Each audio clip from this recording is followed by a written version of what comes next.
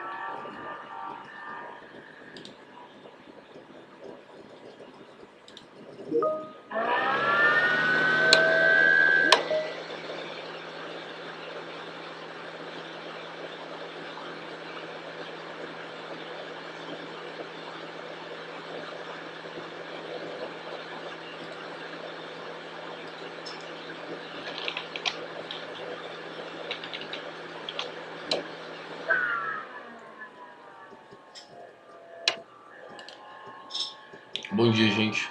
Daqui a pouco, assim que a gente tiver quórum, a gente começa, tá bom? Nós somos 8, daqui a pouco a gente começa.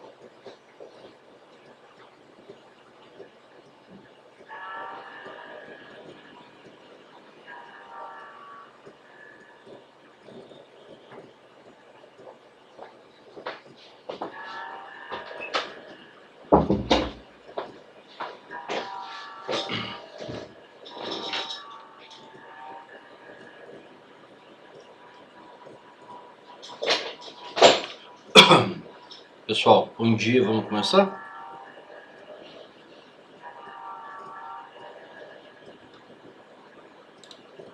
Pessoal, bom dia, vamos começar?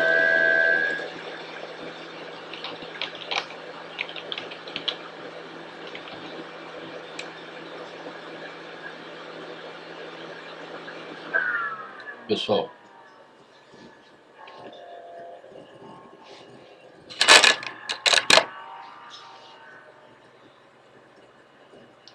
oi gente, estão me ouvindo?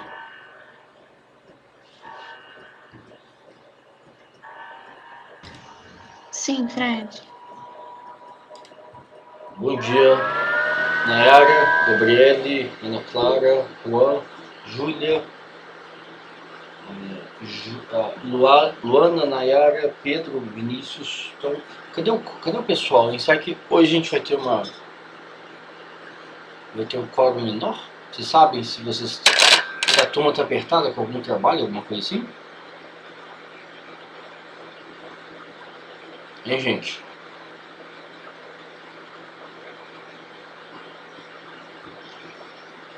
Olha, Fred, no geral, eu acho que sim, mas pessoalmente falando, a gente está bem apertado quanto aos trabalhos finais e tudo Sim, mais, sim, e as sim, leituras em si. sim. Mas Mas eu queria retomar. sempre pode ser no final, Sim, tipo assim. obrigado, Nayara.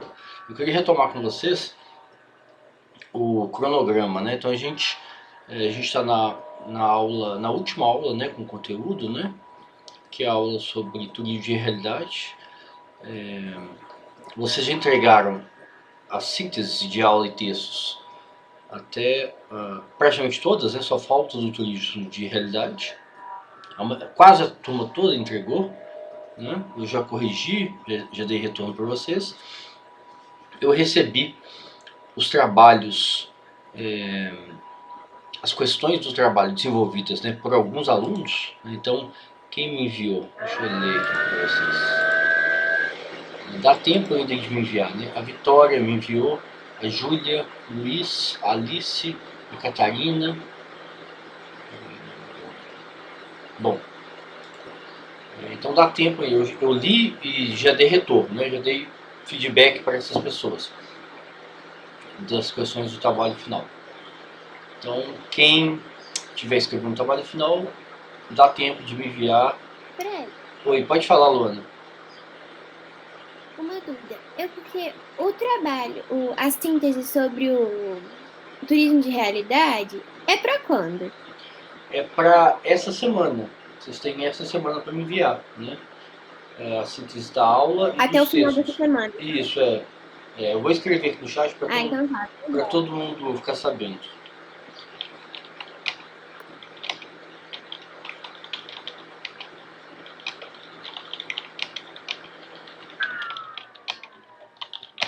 Até sexta. Sexta é dia 2, né? 2 de outubro. Sexta, 2/10. No calendário, feriado é que dia, vocês sabem? Feriado de outubro? E dia 5? E dia 12 de outubro? E dia 5? Sei É que dia 12. dia 12. Que dia que é dia das crianças? É dia 12, é isso?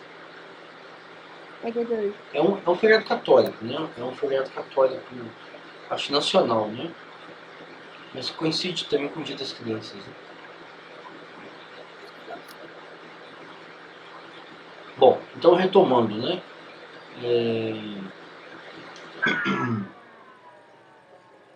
Eu queria ouvir vocês agora sobre dúvidas, né?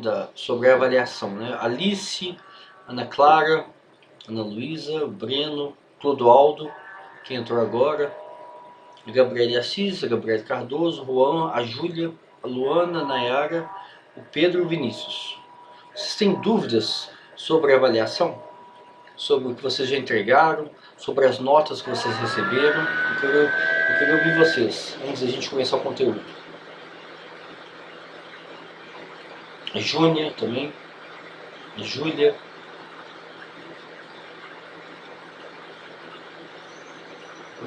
Hein, Clodoaldo? Tá ouvindo?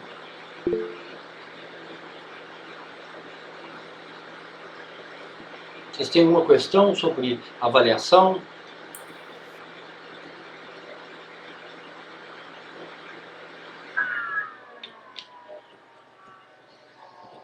Hein, gente?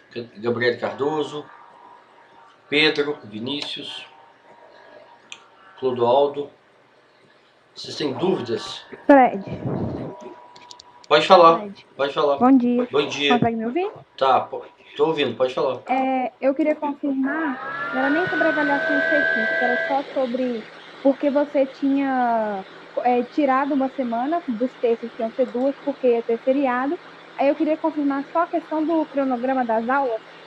Tem como você confirmar para mim, por favor? Porque você tinha falado que aí era uma semana para cada texto, para dar tempo de a gente fazer o trabalho final. Aí tinha feriado e depois eu acho que ia ter mais uma aula ou 2 para poder discutir todas as dúvidas. Era isso mesmo? Só para me confirmar, por favor. Sim, então vamos lá. Na semana que vem, dia 5 de outubro, a gente começa outubro já, né? Lembrando que o semestre encerra no dia... O semestre termina no dia 7 de novembro. Então eu tenho que fechar o diário de classe com as notas até o início de novembro, né? Então, a Júlia perguntou alguma coisa aqui. Então, semana que vem, dia 5 de outubro, a gente tem aula para discutir dúvidas sobre o conteúdo, né, da aula e dos textos de turismo de urbano e turismo de realidade.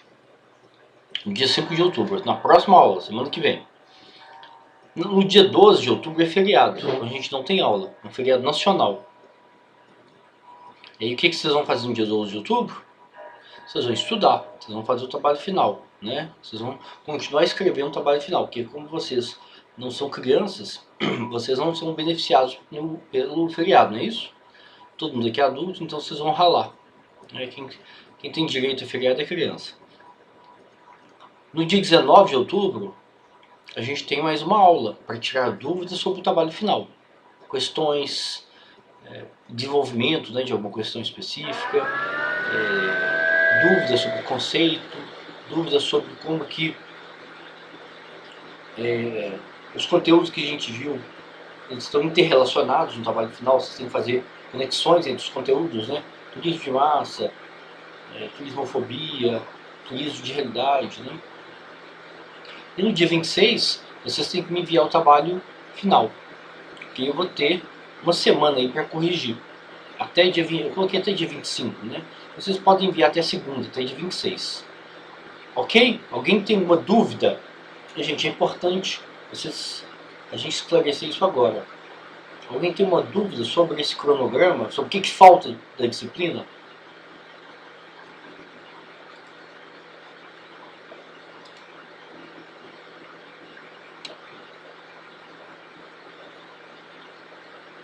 Aqui, ó. Porque eu te enviei a última questão, a Júlia falou, né? O trabalho você até confirmou o envio, mas eu não recebi o retorno ainda. Você chegou a enviar ou não? Ou ainda não? Ainda não.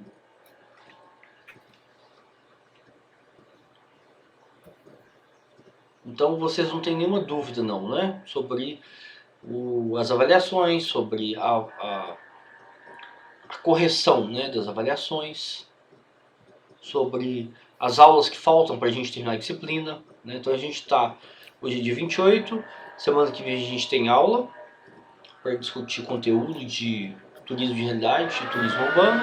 No dia 12 é feriado, depois a gente tem uma última aula para discutir as questões do trabalho, tá bom? Alguém... Clodoaldo, você não me enviou os trabalhos ainda não, né? Ainda não, professor. Mas hoje deve fazer todo o resto. Ok, dá tempo ainda. Ok. Tá, ok. Sem problema. Então vamos começar então? Hoje a gente está com um quórum pequeno, né? Mas a gente vai começar a discutir então o turismo de realidade, né? Então eu queria ouvir de vocês, né? o que vocês, dúvidas, o que vocês acharam interessante do texto, da aula. A pergunta, né? Como que a favela se torna um produto turístico? Como que vocês definem o turismo de realidade? A partir da leitura da aula e dos textos. Eu queria ouvir vocês. Vou começar pela Alice. Alice, Ana Clara, Ana Luísa. Vou começar pela letra A. Depois a gente passa para o Breno. Como que a favela se tornou um produto turístico? Como que vocês definem? Qual que é a melhor definição para turismo de realidade? Bom dia, Fred. Bom dia, Alice. Eu tô com a voz um pouquinho ruim, mas enfim. Turismo de realidade, para mim, é a busca pelo desconhecido, por uma experiência autêntica, política, concordo com essa definição, onde as pessoas estão à procura de uma experiência ao mesmo tempo exótica e diferente do que a pessoa convive. Então, a gente tem essa prática no século passado, que eu tenho para mim que vai crescer ainda mais, e é uma maneira de conscientizar as pessoas sobre a pobreza. Eu não concordo quando fala no sentido de romantizar. Eu acho que ajuda a conscientizar. Ok. Obrigado, Alice. Ana Clara, Ana Luísa, como que vocês definem o turismo de realidade? Né? A pergunta, como que a favela se tornou um produto turístico?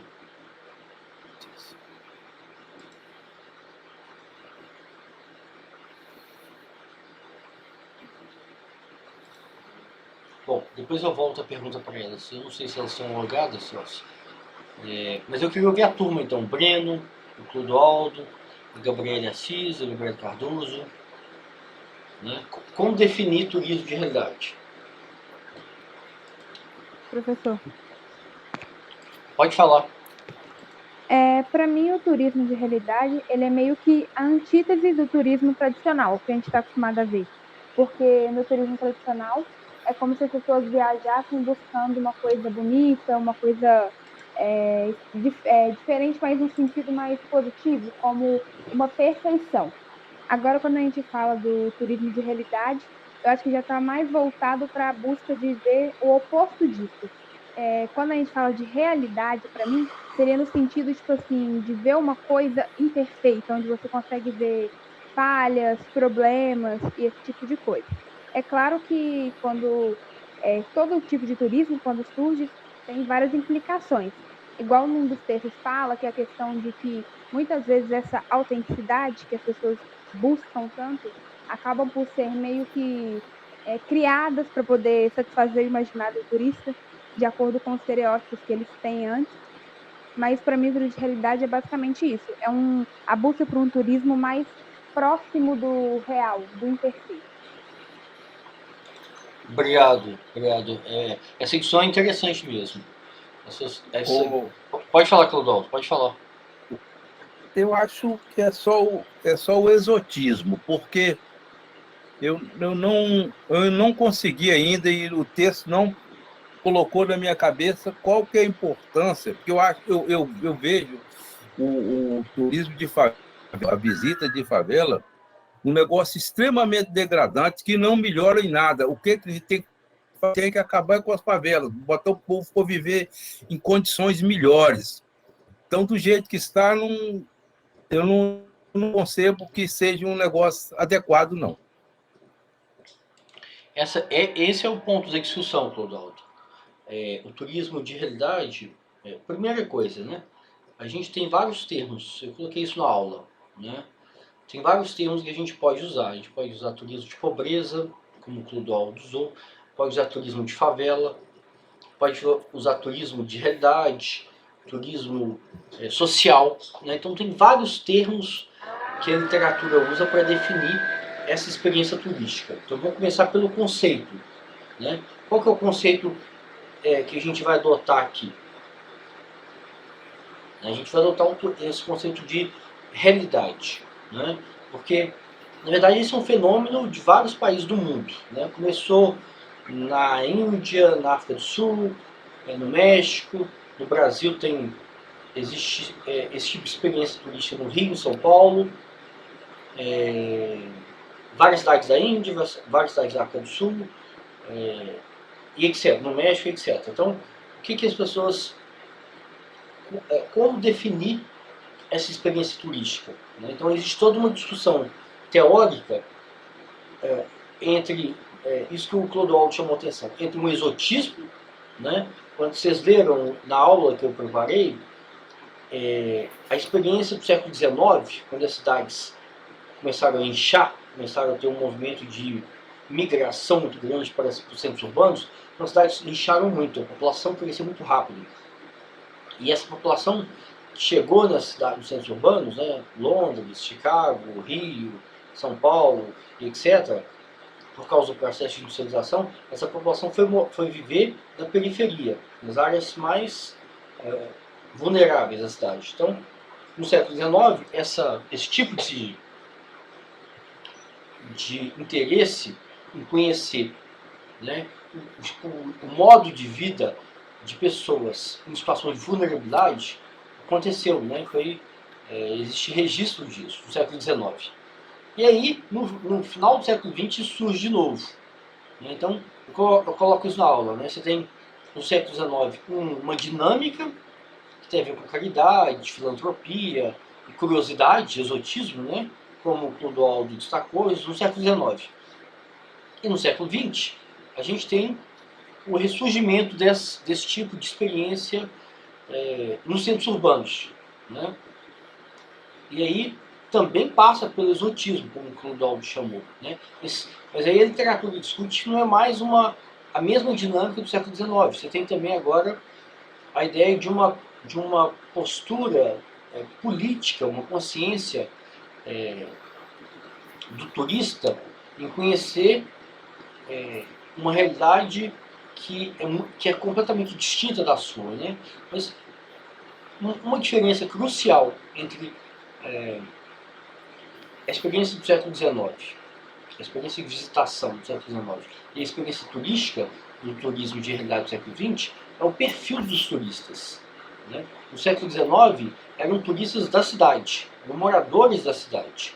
Né? E no século XX não, no século XX são turistas estrangeiros. Então, essa mudança é uma mudança radical, que diz muito sobre... Então aqui no século XX, os turistas não são turistas nacionais, não são turistas da cidade, como eram no turismo na experiência do século XIX. Né? Então essa mudança é uma mudança que diz muito. Né? E eu lembro que eu chamei o turismo urbano de antiturismo. Vocês lembram por que eu chamei? Agora a gente pode definir, eu queria ouvir vocês, né? A gente pode definir o turismo de realidade. Nós vamos adotar aqui esse termo, turismo de realidade. Não turismo de pobreza, nem turismo de favela, nem turismo social. A gente pode definir o turismo de realidade como antiturismo também, como o turismo urbano. O que vocês acham? Hein, gente? Queria ouvir a Ana Eu Luísa. acho que pode. Pode falar. Eu acho que pode definir como turismo urbano, porque ali você está vivendo a cidade, né? Eu acho que era mais turismo urbano, como você falou, no século XIX. No século XX, a partir do momento que migra para as pessoas que não moravam na cidade, eu acho que não é mais tanto turismo urbano, não. Mas eu acho que no século XIX era mais marcado.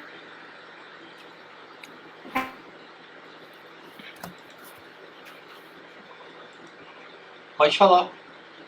Quem quer falar?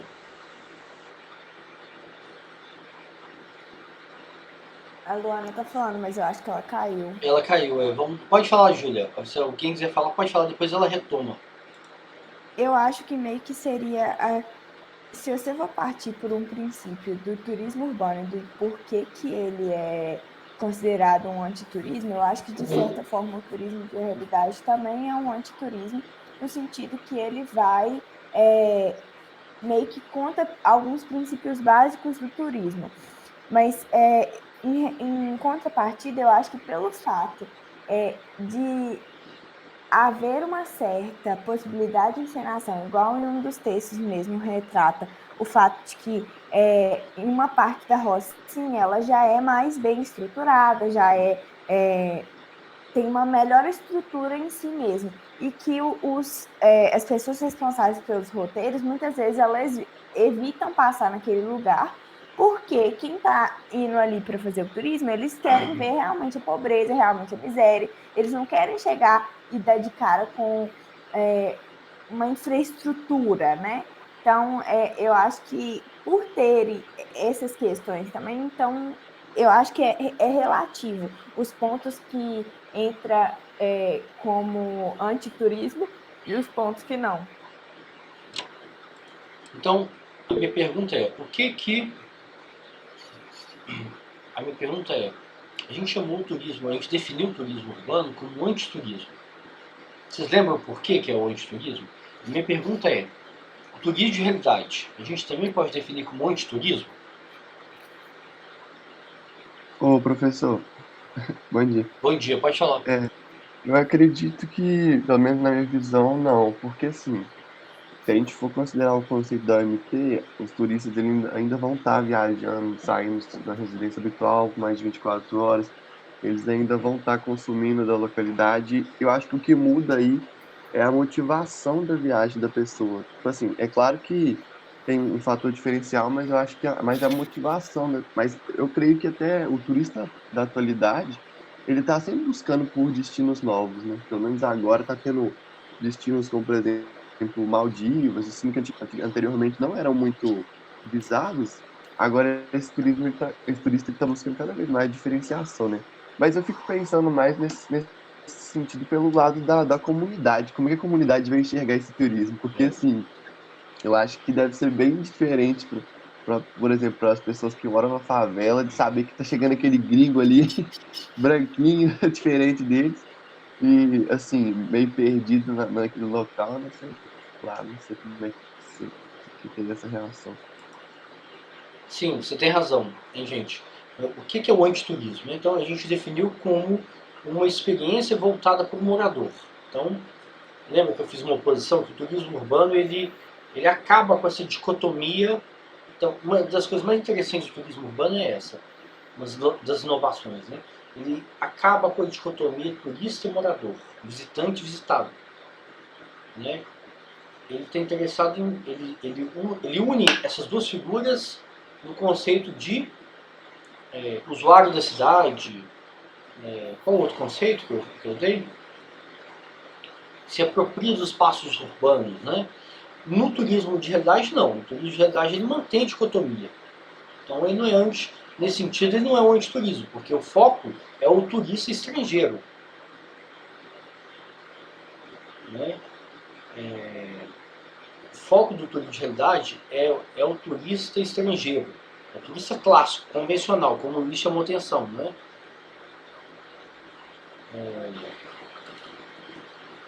Então, é interessante a gente pensar isso, pensar que por que a favela se torna um produto turístico, né? O que o texto coloca? O que faz parte? Como que o imaginário do turista estrangeiro, o imaginário do turista que vem conhecer o Rio de Janeiro, como que o imaginário do turista é construído para ele entender que a favela é um produto turístico, né? Aqui a Gabriele Cardoso falou a mídia, mas a mídia está muito geral, né? Ela falou cinema agora. Então, como que a favela se torna um produto turístico, né? Então, isso é uma coisa interessante. E aí, no caso do Rio de Janeiro, o poder público também passa a promover, né, o roteiro, a Rio Tour, né, no Rio de Janeiro é Rio Tour. A Rio Tour passa a promover, em algum momento, no final dos anos 90, né, passa a promover o turismo de realidade como um roteiro oficial. Então, ela elege, como alguém disse, acho que foi a Júlia, né, elege algumas favelas do Rio de Janeiro, né, o Rio tem mais de 1000 favelas. Poucas favelas recebem turistas. Poucas favelas têm um turismo de realidade. Rocinha, Vidigal, Santa Marta, Babilônia, são poucas favelas. Dá para contar 5 ou no máximo 10. Por quê? Então o Rio, a Prefeitura do Rio e a Secretaria Estadual de Turismo, né, o governo municipal, o governo estadual elegem alguns roteiros, né, para promoção desse turismo de realidade, né? E aí, isso é uma coisa inédita. Até então ninguém imaginava, né, o poder público e o mercado, inclusive, até antes dos anos 90, ninguém promovia essa experiência turística, porque eles entendiam que o imaginário do turista que ia visitar o Rio de Janeiro era um imaginário que ficava na parte histórica, ficava na praia, né, um imaginário de conhecer o samba. Então, o imaginário do turista estrangeiro que chega no Rio é sol, praia, samba, sexualidade, né, sensualidade, gastronomia e a parte histórica do Rio. Mas em algum momento isso vira, né? Quais são os elementos que compõem o turismo de realidade? O que faz com que a favela vire um produto turístico? A Gabriele colocou, né? A mídia, o cinema. Então, o imaginário do turista estrangeiro passa a ser preenchido com informações, né? E aí entra o mercado. No Rio, tem dezenas de agências que promovem o turismo de realidade. Então, tem uma agência, por exemplo, no site dela, o site dela é todo em inglês, né? É uma agência carioca, que está escrito assim: Don't be a gringo, be a local. Então, o que significa isso? O que está por trás desse slogan, né? Dessa marca, dessa publicidade? Don't be a gringo, be a local. O que vocês entendem? Qual o conceito que a gente viu no curso que está implícito nesse slogan dessa agência?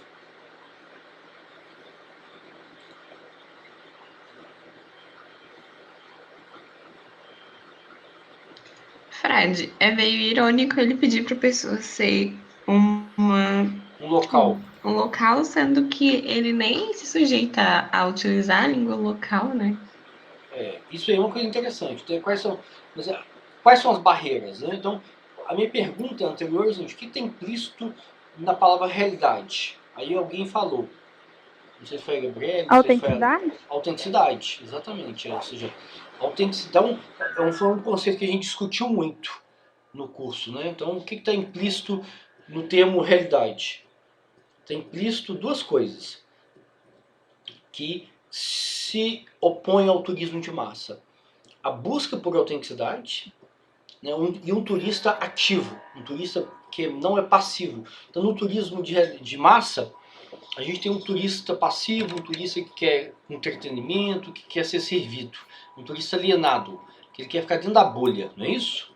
Então, esse é o turismo de massa. O turista busca a bolha, busca o entretenimento. Ele reduz a experiência turística ao entretenimento, a bolha, né? E aí, ele quer tudo encenado, né? Toda a experiência é artificial, construída para ele. Então, no turismo de realidade, aí a literatura vai discutir isso, em que medida isso ocorre, né? Alguém já chamou atenção, né, da realidade encenada de alguns roteiros nas favelas do Rio. Então, o que tem implícito no conceito de realidade é autenticidade e um turista ativo, um turista que sai da bolha, um turista que sai do hotel, sai da praia de Copacabana, né? O hotel fica perto da praia, ele vai para a praia, volta para o hotel, vai para a praia, volta para o hotel. Então ele sai dessa bolha, onde ele é servido, né? Onde a experiência turística se resume a praia e sol. Onde ele quase não interage com a população, né? Então, o que o turismo de realidade busca vender, né? Busca criar no imaginário dos turistas estrangeiros, né? Que ele vai ter uma experiência autêntica, que aquela experiência de ir no Corcovado, aquela experiência de ir no Pão de Açúcar é uma experiência padronizada, uma experiência que todo mundo faz, né? Uma experiência que tem um esquema rotineiro, padronizado, que mata aquela experiência, né? Não tem novo, ele não vai ver nada estranho, nada novo, ele não vai interagir com a população, ele só vai interagir com o guia, etc, etc, etc. Então, a realidade, o termo realidade significa isso, uma experiência autêntica de um turista que sai da bolha, né? Aí é claro que a gente tem que problematizar isso. Então, como eu disse para vocês, o Rio tem mais de 1000 favelas, Belo Horizonte, por exemplo, tem mais de 100 favelas, né? Qual favelas de Belo Horizonte já recebeu turismo de realidade? Uma, duas, no máximo. No Rio, são poucas, são menos de 10. Então, o mercado se apropria desse novo segmento, o poder público se apropria desse novo segmento, né? A Rio Tour, a Secretaria Municipal, a Secretaria Estadual de Turismo, e a população, né? Como o Luiz chamou atenção. Não é estranho alguém chegar e começar a tirar fotos, né, da sua rua, da porta da sua casa, né? Ou seja, a favela agora é um zoológico, né? Então essa é a discussão. O Clodoaldo chamou atenção para isso, né? O que motiva o turista, né? É esse olhar exótico pelo estereótipo da favela, ou o turista busca efetivamente uma interação, né? Então a propaganda, a publicidade fala don't be a gringo, be a local. Mas é possível isso? A pergunta é essa. A publicidade sempre vende algo inatingível, né? A publicidade ela sempre vende sonho, sempre vende fantasia. Toda publicidade vende fantasia, né? Então, quando você vê publicidade de carro, nunca mostra uma pessoa com um carro num engarrafamento, um carro quente, ou num engarrafamento, não é isso? Um carro num ambiente poluído de São Paulo. Sempre mostra, a publicidade sempre vende carro numa estrada linda, maravilhosa, idílica. Então a publicidade vende fantasia, né? Então a gente tem que problematizar a publicidade, tem que problematizar a forma com que o mercado se apropria do turismo de realidade, né? E outra coisa interessante é sempre buscar pesquisas, né, que levem em conta a população local. O que é a população local? Qual que é a percepção da população local sobre os turistas, sobre as agências, né? Então, como que é a dinâmica do turismo de realidade, a partir da leitura que vocês fizeram dos textos? Ele acontece como, né? De Jeep, né? A pessoa ela se hospeda na favela, né? Eu queria ouvir vocês. A dinâmica que o turista experimenta, esse turismo de realidade, pode fazer com que ele continue na bolha, pode manter ele na bolha, ou pode fazer com que ele saia da bolha. Eu queria ouvir vocês em relação a essa dinâmica, né? O que vocês entendem? Existe um tipo de turismo de realidade? Ou existem vários? Né?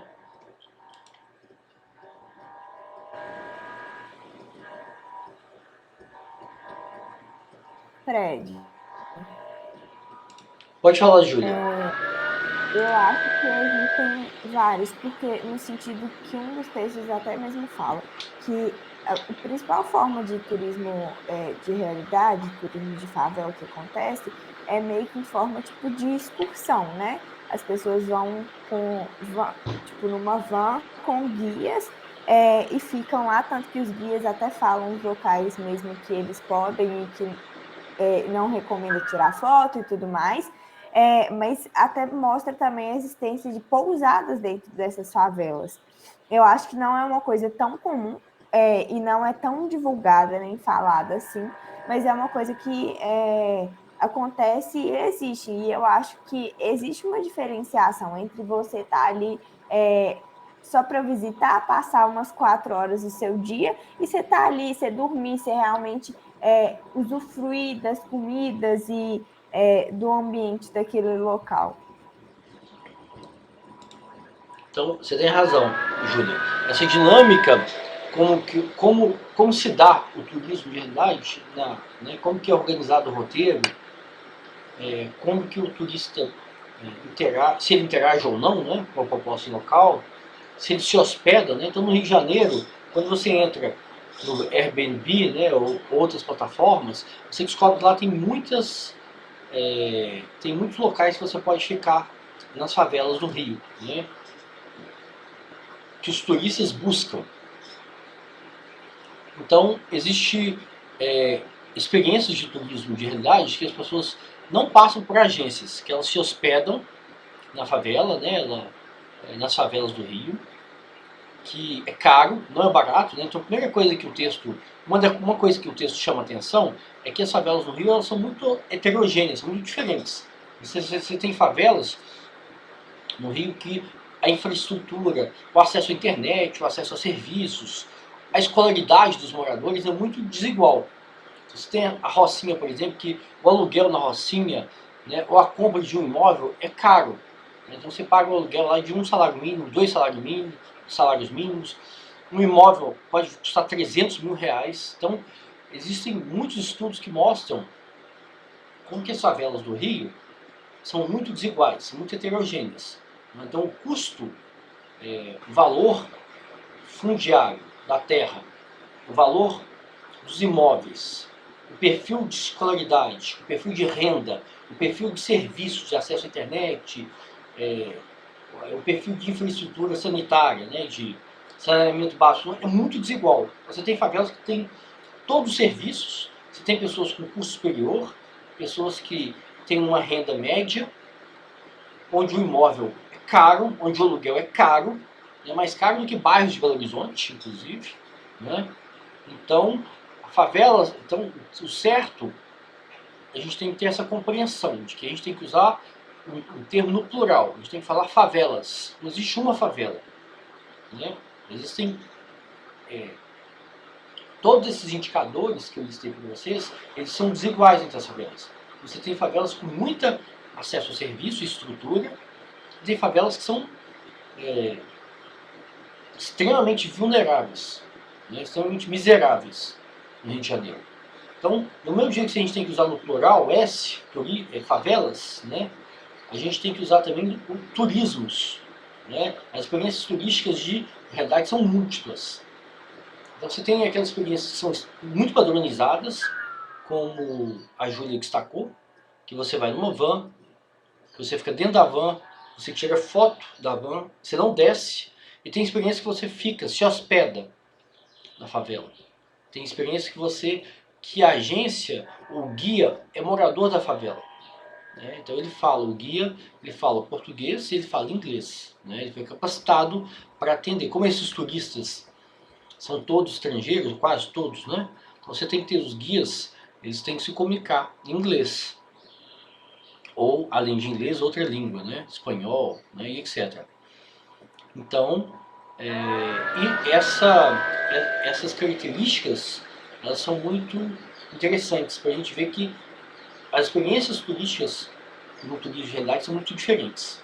Né? Então isso é interessante. Se a agência é local, se o guia é morador da favela, se o turista se hospeda, se ele come na favela, se ele consome na favela, se ele interage na favela, ou se ele só faz aquele tour de 2, 3 horas, né? Aquele tour da van. Né? Agora eu quero ouvir vocês em relação quais são as características centrais do turismo de realidade. A gente pode definir o turismo de realidade. Os textos definem de forma clara o turismo de realidade. Há uma definição oficial. Vocês sabem se tem uma definição oficial da OMT, da Organização Mundial do Turismo, sobre o turismo de realidade? Vocês sabem?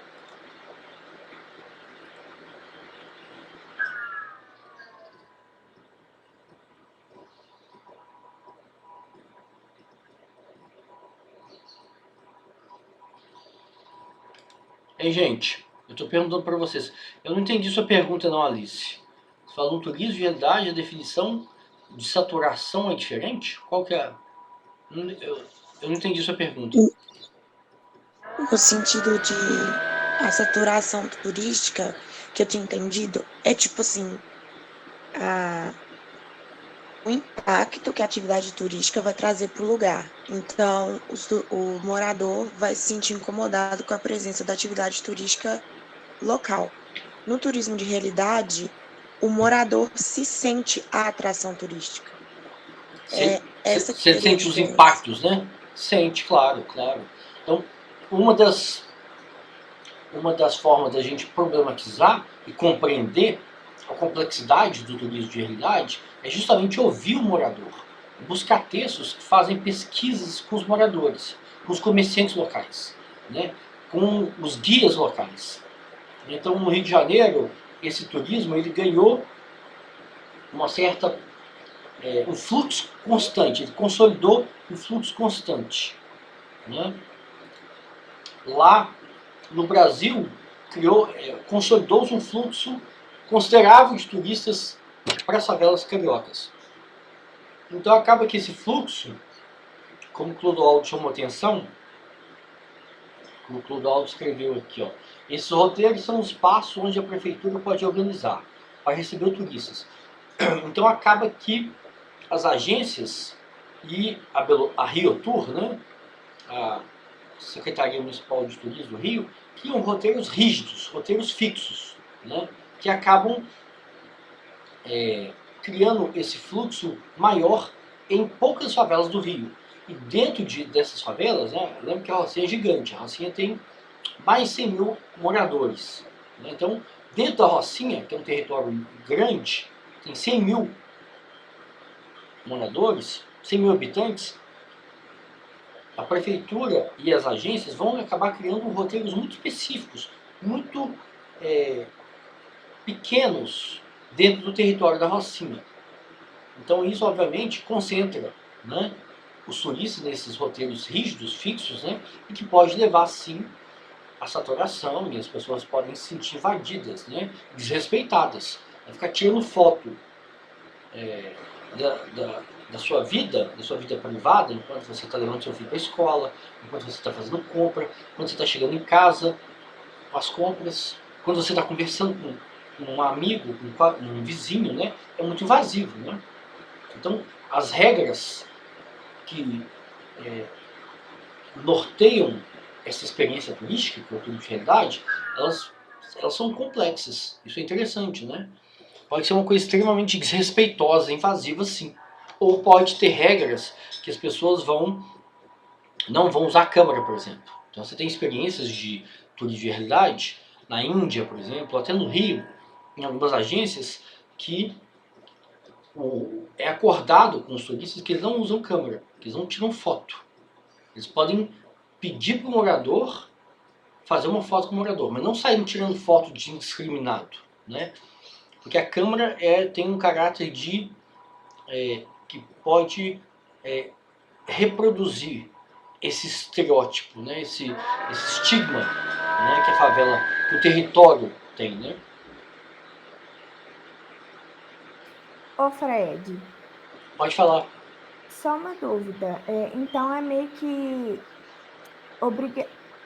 não sei se a palavra obrigação tá certa, mas seria uma obrigação do poder público, então, promover essas favelas e meio que ampliar os roteiros?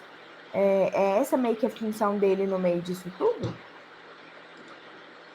No caso do Rio de Janeiro, o poder público acaba que criou esses roteiros bem rígidos, né, bem previsíveis. Né? Então você vai em alguns trechos da Rocinha, em alguns trechos do Santa Marta, e num trecho do Vidigal tem uma vista, ou seja, você sempre leva os turistas para a área que tem algum serviço para ele comprar e que tem uma vista, né, tem um mirante. Então no Vidigal, por exemplo, você tem uma vista do mar, uma vista da paisagem maravilhosa.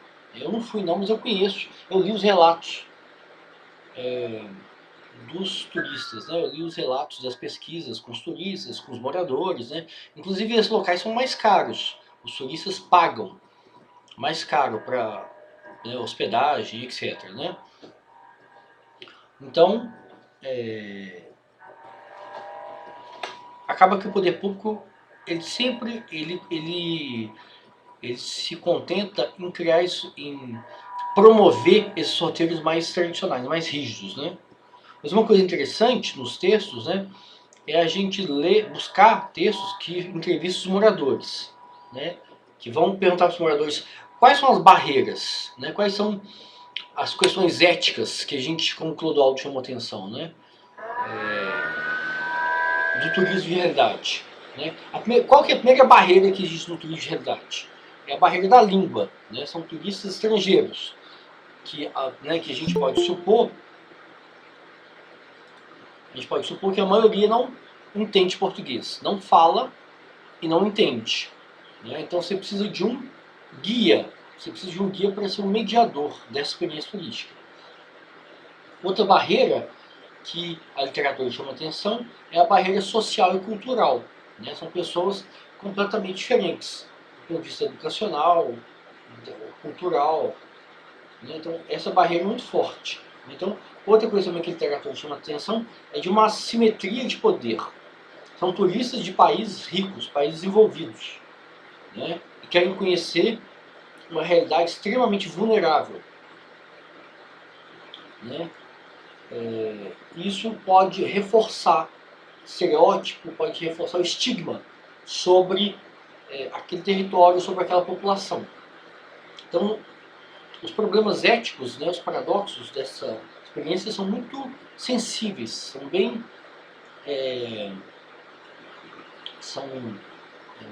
bem críticos. Né? Então, a literatura tem uma postura que... Tem uma parte da literatura que entende que se resume a experiência exótica, né, que vai reforçar o estereótipo, o estigma sobre o território.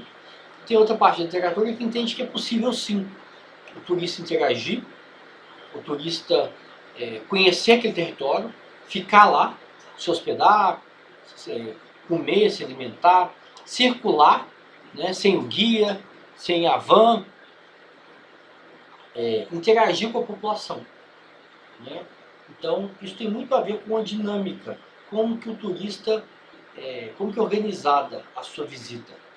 Se ele fica na Zona Sul e vai com um guia de Zona Sul, com uma agência de Zona Sul, e faz aquele tour de 2, 3 horas, ou se ele se ele opta por uma experiência menos padronizada. Ou seja, ele pode continuar na bolha na Zona Sul e faz aquele tour de 2 horas na favela. Ou seja, é uma experiência padronizada, o turista continua na bolha, ele tira foto daquela experiência. Né? Ou pode ser uma experiência que ele sai da bolha. Né? Então, isso é interessante para a gente problematizar. Né? E sempre problematizar a questão ética. Né? Em que medida que o turista está interessado no que é exótico, né? naquele imaginário, né? do filme Cidade de Deus, né? dos filmes que mostram a favela como um local inóspito, como um local selvagem. Né? Como que na verdade, quando você vai nas favelas do Rio, ou em favelas do Belo Horizonte, a vida é absolutamente ordinária, como a nossa, como o nosso, né? As pessoas a rotina é ordinária, as pessoas estão presas na rotina. Elas saem de casa para trabalhar, para ir para a escola, para estudar, para levar o filho para a escola, para fazer compra. Então, existe esse imaginário de que é um ambiente selvagem, inóspito, né? Que reforça o estereótipo, reforça o estigma social do território. Mas aí, quando as pessoas vão, de fato, elas veem que a vida lá é uma vida rotineira. Né? Então, é interessante isso. Né? Mas eu queria ouvir você sobre essa assimetria, sobre como vocês problematizam esse perfil do turista. Um perfil do turista predominantemente estrangeiro, né? Que tem essa barreira do idioma, não fala português, que não entende português, e é um turista de um país rico. Né? Como que vocês entendem que é possível quebrar essa barreira? Eu queria ouvir você sobre isso. Né? Eu chamei aquela hora, cadê a Ana Clara? Ana Luísa, Ana Clara, a Júnia, a Keila. Cadê a Keila? Vocês estão aí ou foram abduzidos? Hein, gente? Eu queria ouvir agora quem não fala, quem participa pouco. Marcela.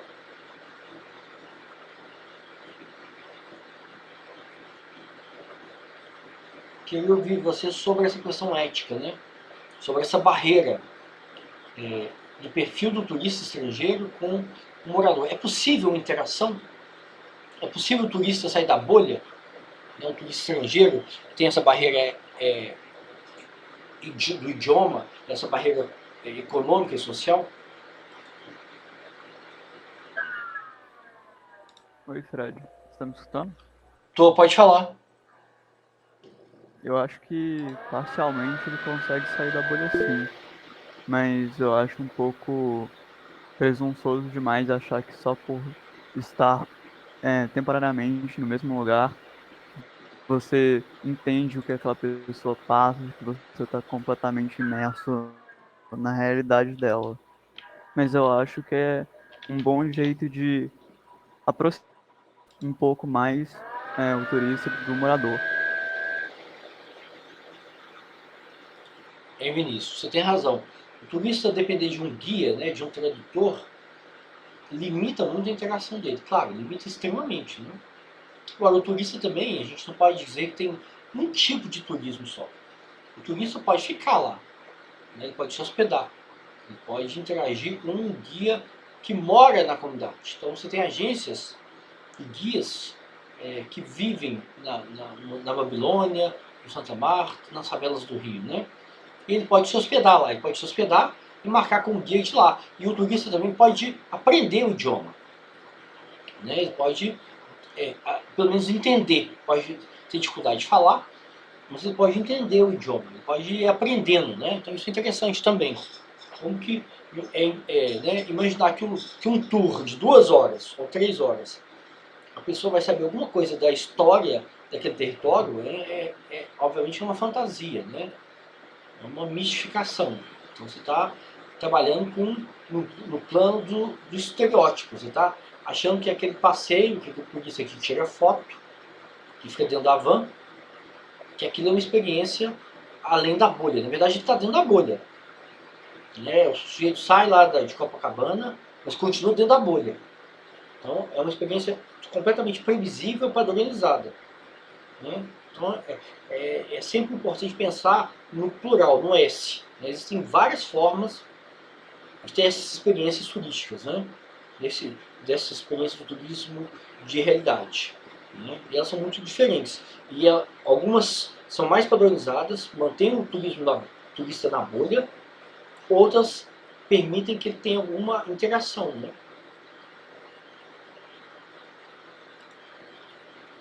Hein, gente?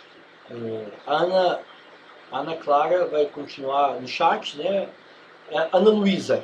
Cadê a Ana Luísa? A Keila. Oi, Keila, cadê você? Você leu o texto? Você leu a aula? Qual que é a sua percepção? Para você, como que a favela vira um produto turístico?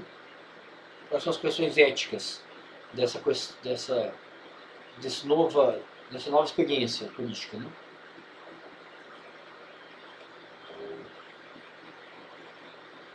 Marcela, cadê a Marcela?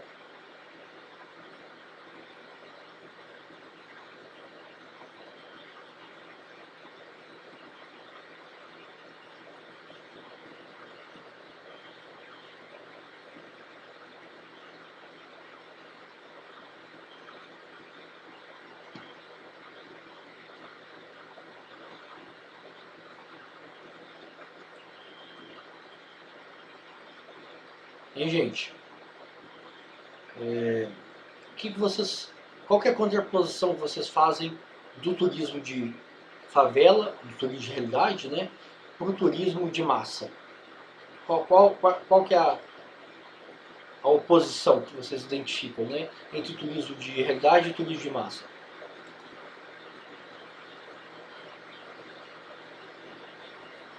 Eu acho que é aquilo que você já comentou, né?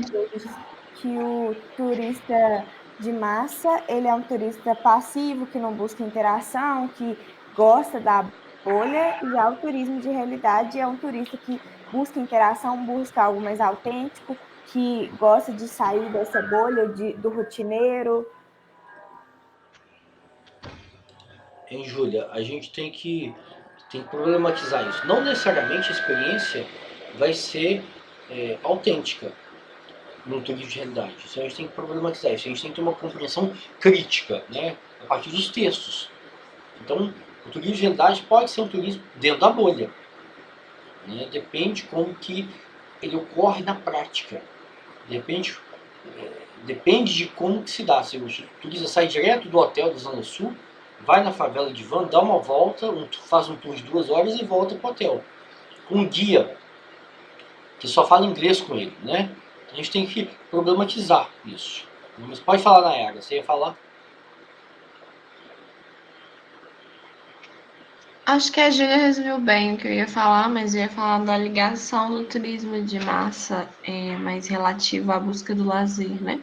Mas o que ela citou deu uma sintetizada em questão do turismo de massa estar dentro de uma bolha E eu iria relacioná-lo mais ao lazer.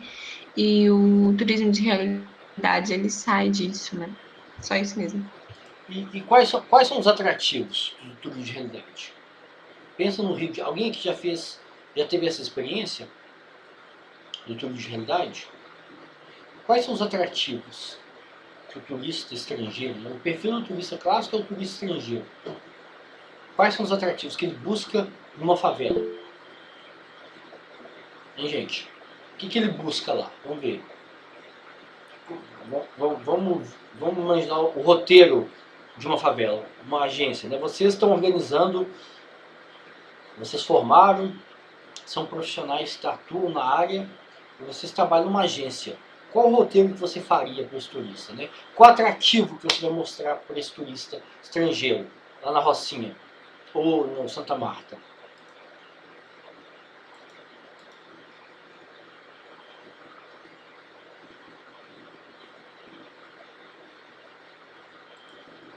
Hein, gente? Eu estou perguntando para vocês. A Ana Luísa escreveu aqui, eu concordo com o Vinícius, acredito que seja possível sair da bolha, mas nunca será uma experiência na qual ele vá realmente absorver e entender a realidade da população local. Entretanto, acho difícil sair dessa bolha tão facilmente, até mesmo por essa questão da língua, dessa barreira, né, do idioma, que foi comentada. A língua portuguesa é muito complexa, então muitas pessoas têm dificuldade de aprender. Ok.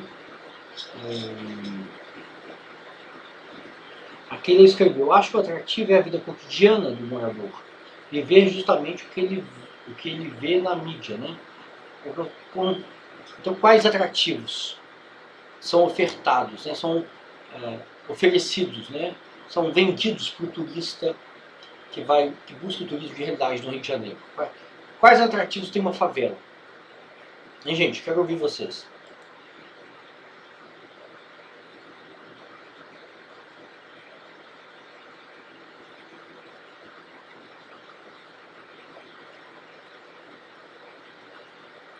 O que vocês leram do texto? O que o texto mostra, chama... O que os textos chamam a atenção para a gente em relação aos atrativos? Hein? Vocês não leram? Professor, Pode falar. pelo que eu pude perceber no texto, por exemplo, a questão da violência e da pobreza mesmo são duas coisas muito presentes. Igual fala no segundo texto, se eu não me engano, que é o que relaciona com o cinema, que depois que alguns filmes, por exemplo, aquele Cidade de Deus foi lançado, teve um grande aumento no turismo, porque as pessoas ficavam ao mesmo tempo chocadas e deslumbradas com aquilo, com aquela violência, com aquela pobreza extrema, né? Com as pessoas que moram ali porque não tem outra condição e que acaba entrando naquela violência, que é bem o estereótipo mesmo que eles criam. Pelo menos é o que eu consigo perceber. Sim, esses atrativos não significa que são os únicos atrativos, tá, Gabriel?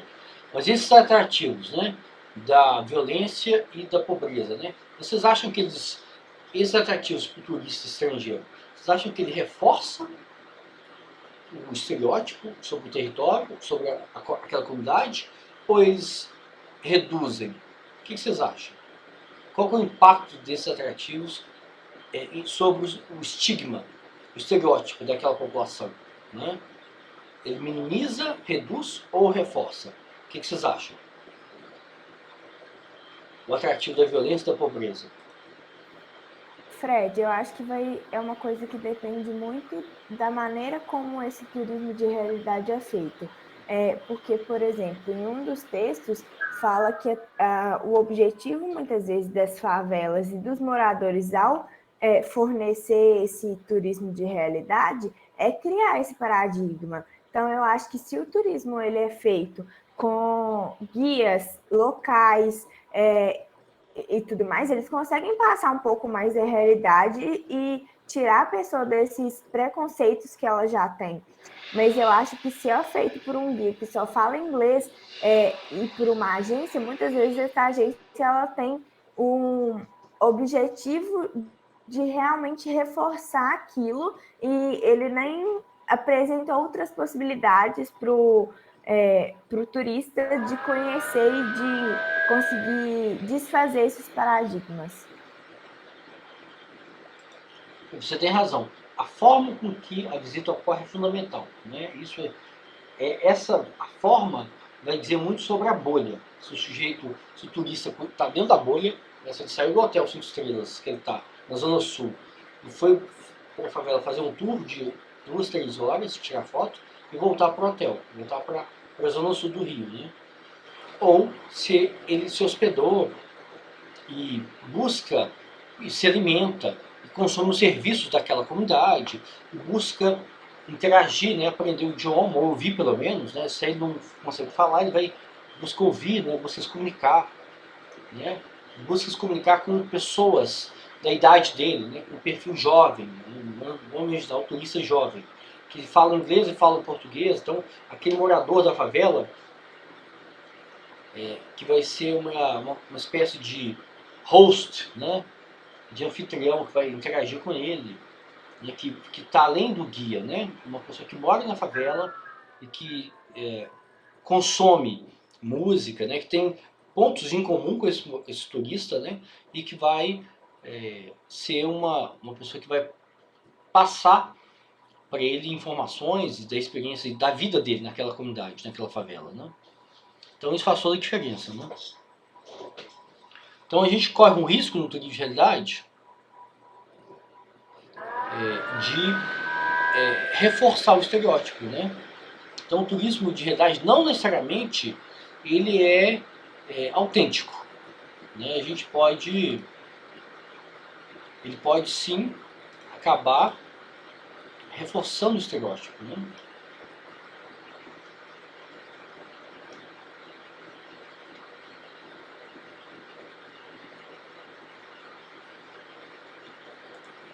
Eu vou colocar aqui para vocês esse documento que eu fiz. Vou compartilhar com vocês, né?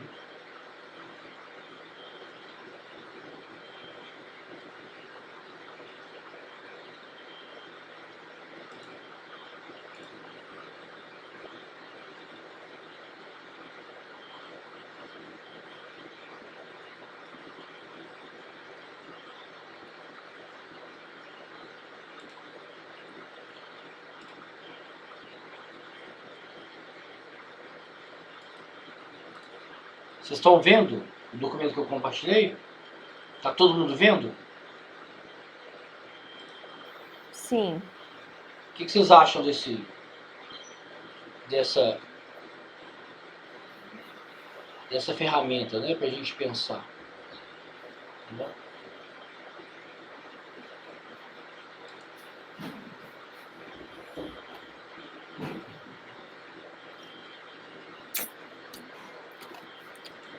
Vocês lembram da discussão do McKennell sobre o turismo encenado?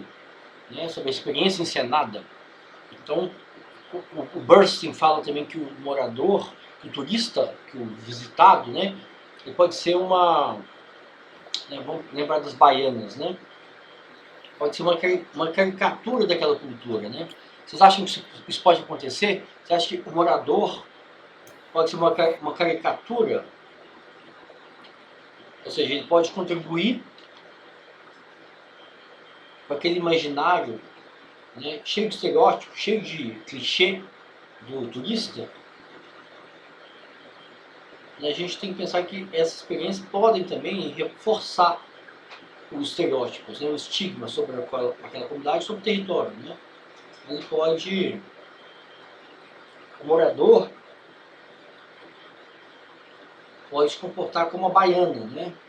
Pode se comportar naquela foto, né? Pode se comportar como um clichê, né? Que sintetiza aquela comunidade, aquela cultura, né? Então a ideia dessa ferramenta é mostrar que o turismo de realidade pode manter a bolha, né? Pode reforçar estigma, estereótipo e manter o turista dentro da bolha, né? Não necessariamente é uma experiência autêntica, né? Ela pode ser uma experiência padronizada.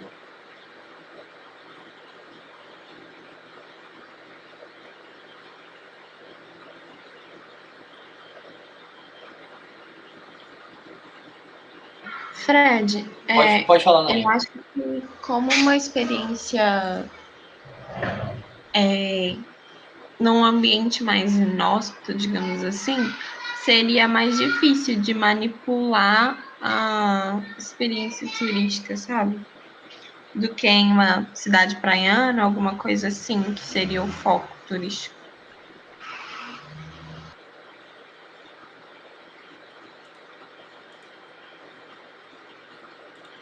Você está dizendo que na praia o atrativo para o turista ele é muito específico, né?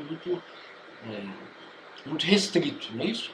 Quando o turista está num ambiente complexo, como o ambiente de uma favela, ele vai ver morador, ele vai ver serviço, ele vai ver comércio, ele vai ver o ambiente, a paisagem, né? É mais complexo manter esse turista na bolha, é isso que você está dizendo?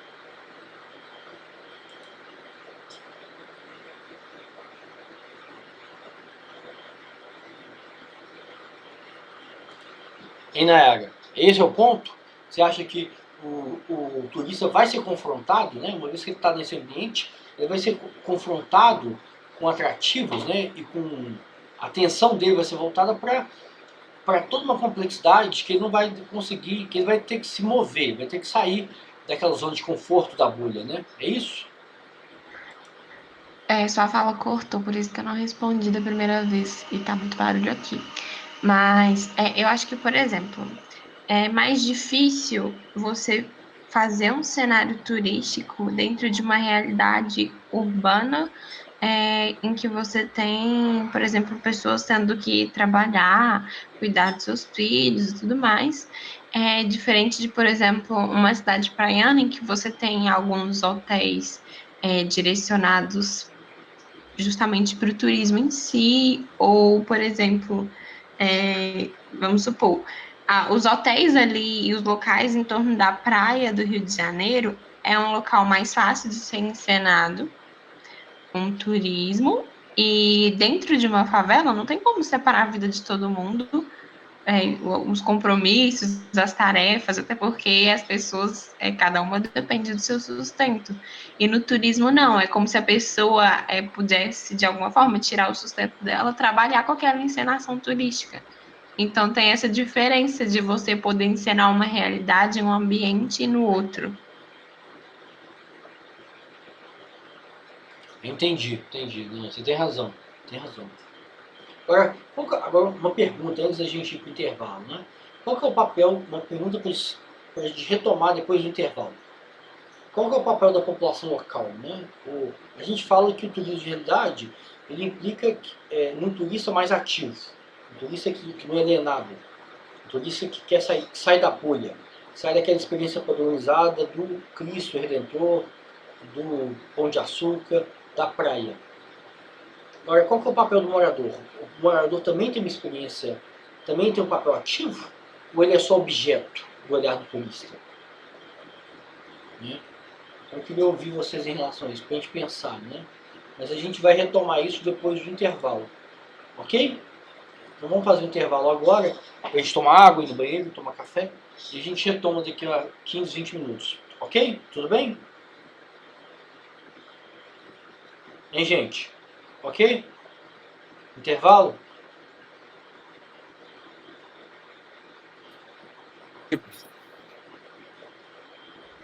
Ok. Intervalo? Tá bom. E Clodoaldo? Clodoaldo, tá ouvindo? Ok. Estou Oi? ouvindo. Ok. Tá. Então tá bom. Sem tocar naquele assunto hoje, viu, Clodoaldo? Tá bom? Ninguém vai tocar naquele assunto hoje, tá bom? Ninguém vai falar do Galo. Eu não vou falar. Não. Não, nem vai Isso falar não é... do Cruzeiro na zona de rebaixamento, tá bom? Não é encardição. Isso aí é próprio para menor. Isso. Esse é assunto proibido, vetado, tá bom? Ninguém vai tocar nisso. Eu não vou tocar. Se alguém for tocar, vai ser o Clodoaldo. Mas eu não vou tocar, tá bom? Não põe isso na minha conta. Tá, vamos falar. Ninguém vai falar de zona de rebaixamento, tá bom? Então vamos pro intervalo então. Até mais, gente.